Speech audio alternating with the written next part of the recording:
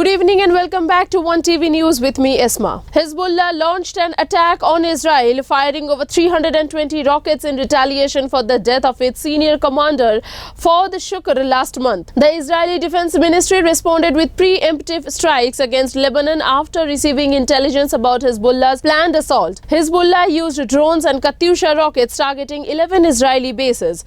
Tensions are escalating between Hezbollah and the IDF as peace negotiations involving Israeli and Palestinian prisoners are underway.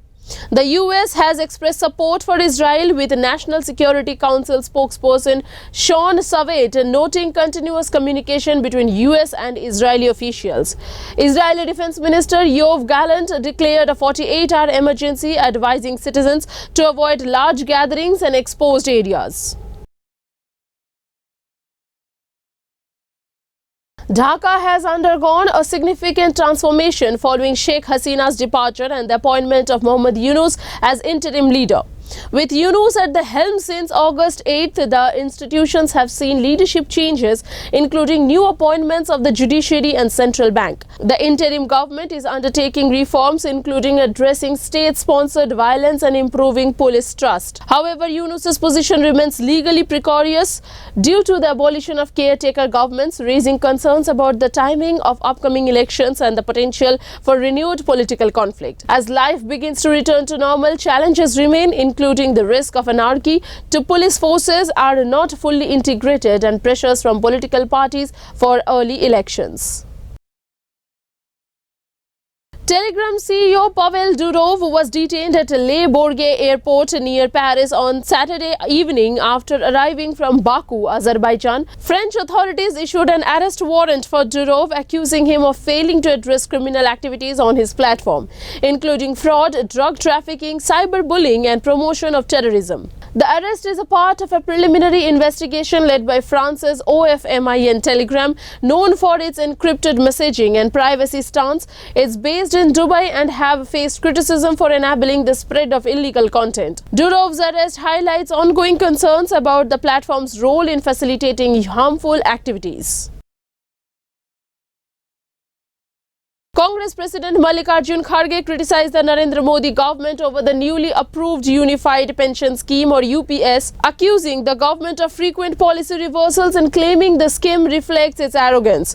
The UPS announced by the Union Minister Ashwini Vaishnav promises the pension of 50% of the average basic pay for government employees with at least 25 years of service and 60% for family pensions. Prime Minister Modi and Home Minister Amit Shah praised the scheme as a step towards ensuring financial security for government employees. Vaishnav clarified that the UPS was not linked to upcoming state elections. Hyderabad MP Asaduddin Owaisi has condemned the BJP's proposed bill targeting Waqf properties, alleging it aims to disadvantage Muslims. Owaisi argues that long-standing Waqf properties such as Makkah Masjid should not need new ownership deeds and suggests the bill could reclassify these properties as government assets. This criticism highlights ongoing concerns about the management of religious properties in India and indicate that the bill is likely to spark significant controversy and debate over religious property rights and management. ये भी आ रहा है कि मस्जिद हो या कब्रिस्तान हो, उनको भी तोड़कर जो है मार्केट या कमर्शियल पर्पस के लिए इस्तेमाल किया जा रहा है और वो कमर्शियल नहीं, ये तो आप गलत बोल रहे हैं। ये तो सेक्शन 3 में government, Modi government Waqf by user को ख़त्म करना चाह रही है। अब वक्फ बाय यूज़र का मतलब क्या है? जैसा हिंदू धर्म में बाय कस्टम एंड यूसेज आप उसको मंदिर घोषित करते बाय कस्टम एंड यूसेज, वैसे ही मुसलमानों में वक्फ बाय यूज़र उस वक्त जब मस्जिद में जाके मैं नमाज़ पढ़ रहा हूँ, वक्फ बाय यूज़र हो गई। दरगाह में जाकर कोई जा रहा है, वो वक्फ बाय यूज़र हो गया। किसी एक सूफ़ी की खानखा है, वहाँ पर ज़िक्र की महफिल हो रही, वक्फ बाय यूज़र हो गया। ख़बरस्तान है, वो वक्फ बाय यूज़र है। वो एक्ट है, सेक्शन 95 में एक्ट है। Modi government Waqf by user को निकालना चाह रही है। क्यों निकालना चाह रहे हैं भाई वक्फ बाय यूज़र को आप? जब आप हिंदू धर्म में बाय कस्टम एंड यूसेज ये बोल रहे हैं कि it is a endowment property, वैसे ही आप इस्लाम में वक्फ बाय यूज़र का मतलब ये है कि मस्जिद मेरी है। आप वो इसलिए निकालना चाह रहे ताकि कल जितने यतीम खाने हैं, ऑर्फनेज है, कब्रस्तान है, मस्जिद है, दरगाह के तहत जो ज़मीनें हैं, उन सब को आप बोलेंगे वक्फ बाय यूज़र नहीं है, ये वक्फ प्रॉपर्टी नहीं है, इसलिए हम उसका गवर्नमेंट प्रॉपर्टी बोल के कब्जा कर लेंगे। ये सेक्शन 3 का वक्फ बाय यूज़र निकालने का तरीका एक ही है। ये पूरा मस्जिदों को छीन लो मुसलमानों से, दरगाहों को छीन लो, कब्रस्तान को छीन लो, और दरगाह खानखा के तहत जो ज़मीनात एग्रीकल्चर लैंड पूरों को छीन लो। ये असल मकसद है। और आपको एक और एग्जाम्पल दे रहा हूँ, 1965 में मथुरा में कृष्ण जन्मस्थान है। 1965 में यूपी सुन्नी वक्फ बोर्ड के कंसेंट से मुसलमान और कृष्ण जन्मस्थान के लोगों में एग्रीमेंट हुआ। एग्रीमेंट ये हुआ कि जो मुसलमानों की वक्फ की प्रॉपर्टी थी उसको 8 एकर्स हम कृष्ण जन्मस्थान को देंगे सुन्नी वक्फ बोर्ड के परमिशन से। वो इशू कोर्ट में क्लोज हो गया। अब 2023 में फिर केस हो गया उसके ऊपर। तो अब वक्फ बाय यूजर आप निकाल लेंगे तो आप बोलेंगे नहीं, ये है ही नहीं मुसलमानों का। समझे मेरी बात को आप। और गवर्नमेंट क्या बोल रही कि अब रजिस्टर करना है, अगर ये 2024 का एक्ट बनेगा, उसको अब जितने प्रॉपर्टीज को, जितने वक्फ है, उसको रजिस्टर करना है। कैसा रजिस्टर करेंगे? बोल रहे कि आप डीड्स लेकर आओ। अब मक्का मस्जिद है, मक्का मस्जिद की डीड कहाँ है बताओ आप मेरे को। हैदराबाद में 400 साल पुरानी मक्का मस्जिद, उसकी डीड कहाँ रहेंगी बोलो आप। दरगाह यूसुफैन है, 400 साल की है, कहाँ से डीड लाएंगे बताओ आप। बाबा शरफुद्दीन की दरगाह है, वो तो 600 साल पुरानी है, कहाँ से डीड लाएंगे बताओ आप।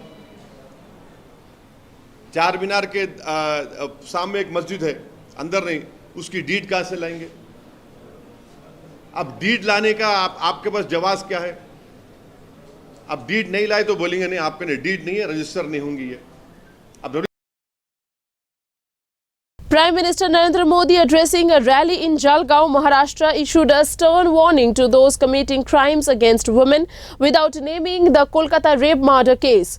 He made it clear that those who assist criminals will also not be spared. PM Modi subtly warned Chief Minister Mamata Banerjee's government that the accounts will be settled and the message should be clearly conveyed from top to bottom.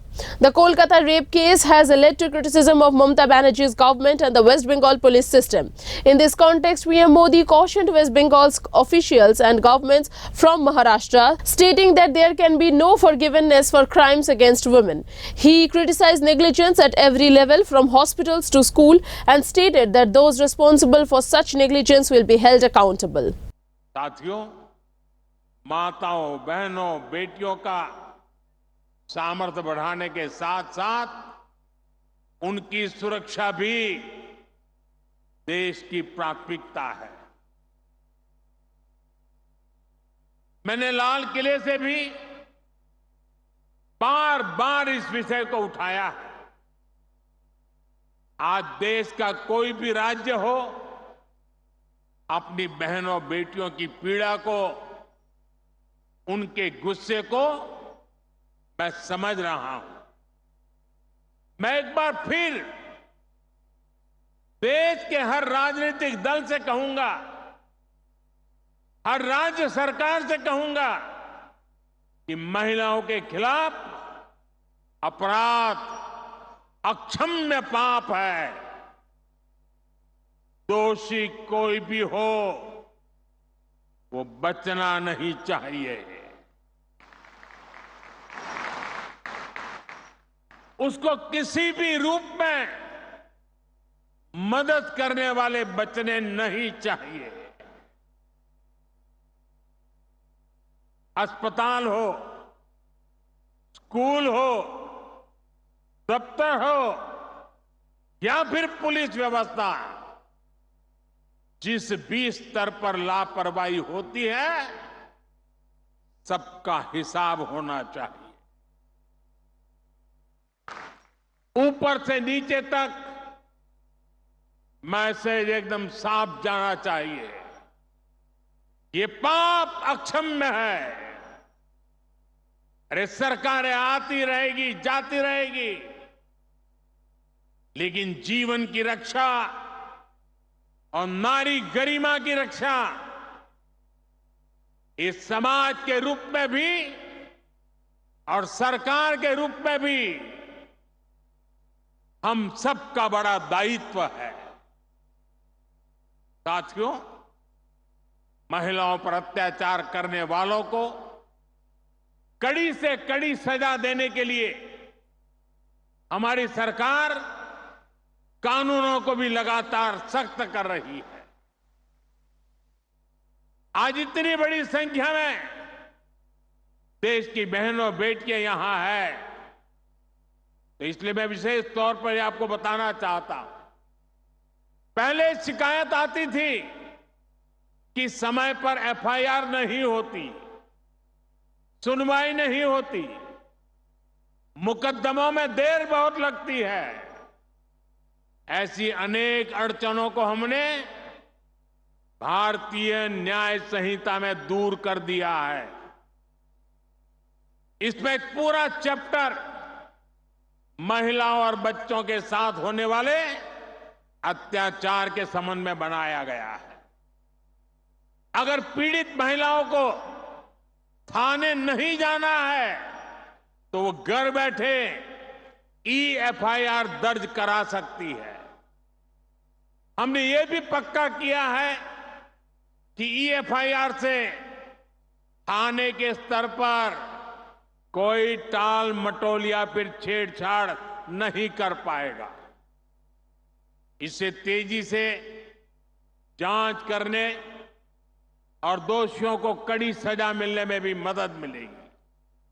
साथियों, नए कानूनों में नाबालिगों से हुए यौन अपराधों पर फांसी और उम्र कैद की सजा का प्रावधान किया गया है। बेटियों के साथ शादी के नाम पर भी धोखे के कई मामले आते रहे हैं। पहले इसके लिए कोई स्पष्ट कानून नहीं था। अब भारतीय न्याय संहिता में शादी के झूठे वादों और छल को भी साफ साफ परिभाषित किया गया है। मैं आपको विश्वास दिलाता हूं, केंद्र सरकार महिलाओं के खिलाफ अत्याचार रोकने के लिए हर तरीके से राज्य सरकारों के साथ है। हमें भारत के समाज से इस पाप की मानसिकता को मिटाकर ही रुकना होगा। Maulana Khalid Saifullah Rahmani, President of the All India Muslim Personal Law Board, and Hyderabad MP Asaduddin Owaisi met with Chief Minister Revanth Reddy on Friday night in Jubilee Hills. During the meeting, Maulana Rahmani informed the Chief Minister about the board's and Muslim scholars' opposition to the Waqf Act Amendment Bill present by the BJP-led central government.